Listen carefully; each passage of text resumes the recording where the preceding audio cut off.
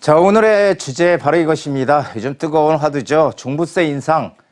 인상이 되면 어떤 일들이 벌어질까요? 자, 후폭풍이 몰려올 것이다. 제가 이렇게 지금 준비를 해봤습니다. 그럼 어떤 후폭풍이 과연 종부세 인상 후에 일어날까요?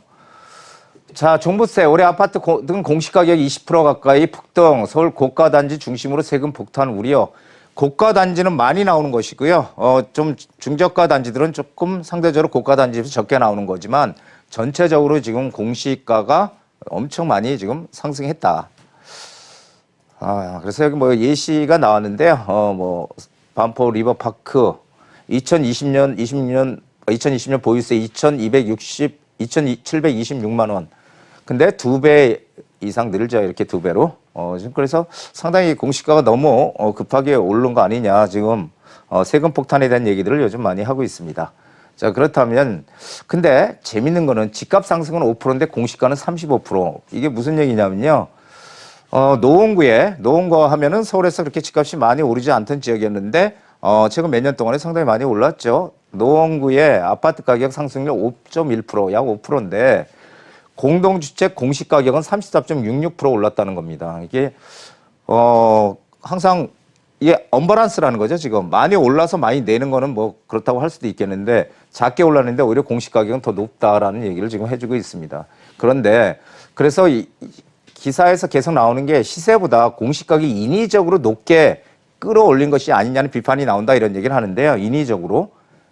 왜냐 이게 왜 나왔냐면은 공시가격 평가 기준이 지금 명확하게 공개가 안 되고 있다는 거잖아요. 그래서 도대체 어떤 명목으로 해서 이렇게 공시가를 올렸냐 그것이 궁금하다는 겁니다. 그래서 이것을 정부도 공시가격 이 평가 기준을 좀 공개할 필요가 있지 않느냐. 그래야지 이게 너무 터무니없이 제주도 같은 경우는 오히려 가격이 떨어졌는데도 공시가는 또 올랐다 그러잖아요. 그러니까 이런 좀 뭔가 형평성에 조금 문제가 있지 않냐 이런 얘기들이 지금 많이 나오고 있다고 합니다.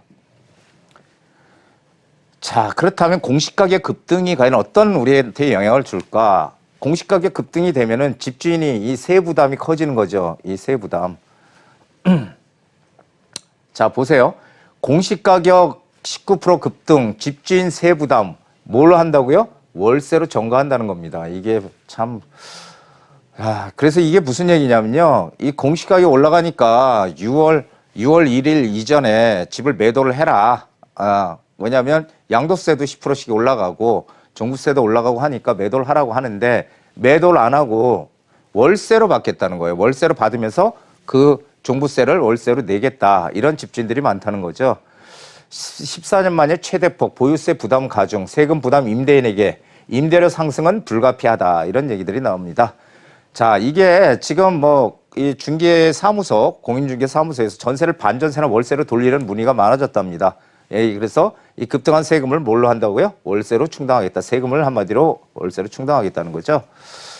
자, 전세 시장에서 월세 시장 전환 가속화된다. 자, 아파트 임대차 시장에서 월세 비중이 점점 커지고 있다.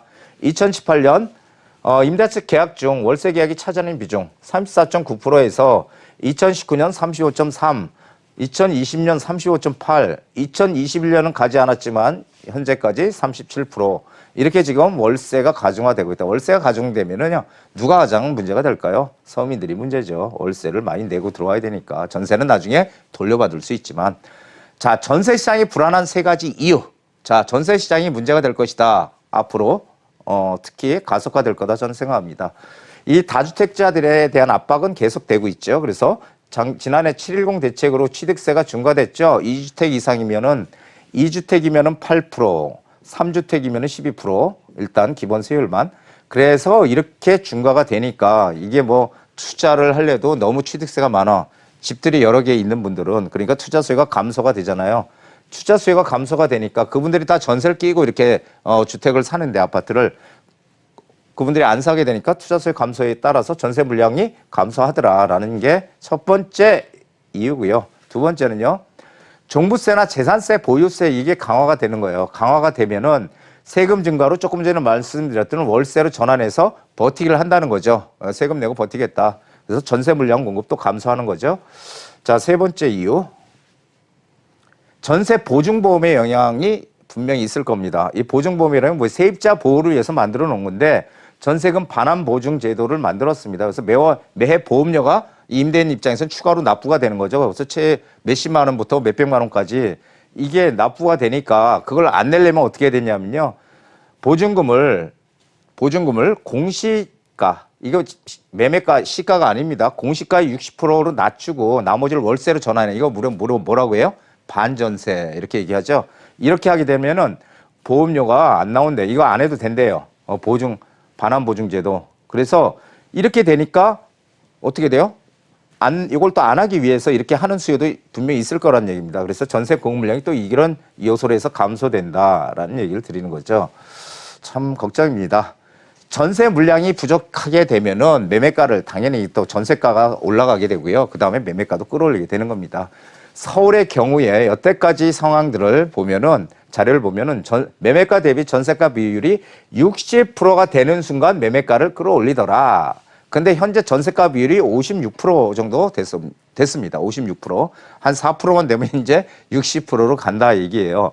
자, 2013년도에 만들어놨던 자료입니다. 제가 전세가 비율 과거 사례 해가지고 했는데 이 전세가가 이렇게 매매지수 이렇게 됐는데요. 전세가가 2013년 10월 달에 60.1%가 딱 됐어요. 여기 60.1% 여기가.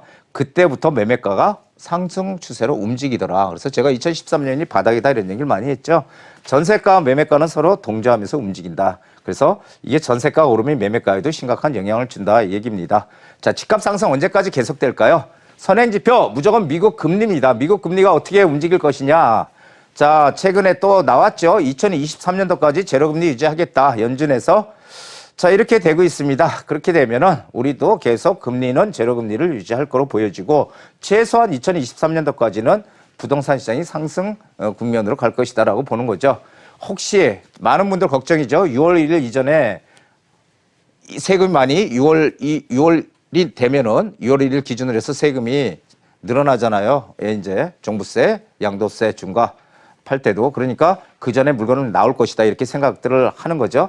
종부세, 양도세 중과 이전 다주택자 매물 쏟아져 나올 거 기대. 6월 1일 이전에 다주택자 매물이 쏟아져 나올 것이다 라고 생각하는 거고, 제 생각은 서울 외곽에 나오더라도 저가의 매물이나 경기 외곽 중심의 매물이 아니고 경기 외곽 중심의 매물 이런 것들은 소폭 증가할 가능성은 있지만 입지 좋은 중심권형 매물은 아까 어떻게 한다고 그랬어요? 반전세로 바꾸든지 해서 버틴다. 이렇게 저는 생각을 합니다. 그래서 6월 1일 이후에 뭐 집을 산다?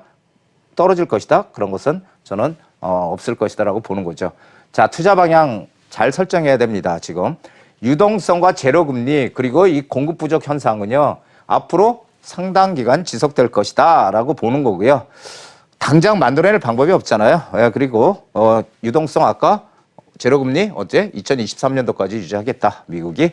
정책 흐름 중요합니다. 이것이 우리가 투자자의 입장이라면 가장 중요한데 흐름을 따라가야 길이 보입니다. 어떤 흐름을 따라갈 것이냐. 정책 흐름은 재개발과 재건축, 서울에 특히 공급할 수 있는 유일한 방법이 재개발과 재건축이기 때문에 이쪽으로 지금 방향을 가리키고 있다. 이쪽을 어떻게든지 활성화시키겠다는 거죠.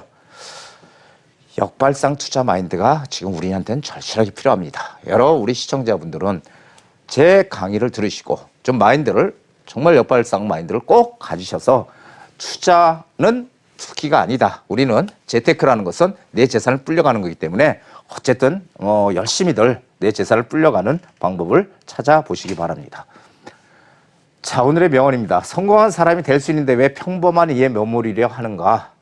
성공한 사람이 될 수 있는 기회, 특히 부동산 투자에서 성공할 수 있는 기회는 있습니다. 하지만 사람들이 찾지 않을 뿐이죠. 그리고 그렇지 않다고 생각할 뿐이고, 그렇지만 성공하는 사람은 반드시 존재하죠. 저희 시청자 부동산 카페에 오시는 분들은 꼭 성공하는 그런 투자자가 되시기를 기원하겠습니다. 오늘 여기까지입니다.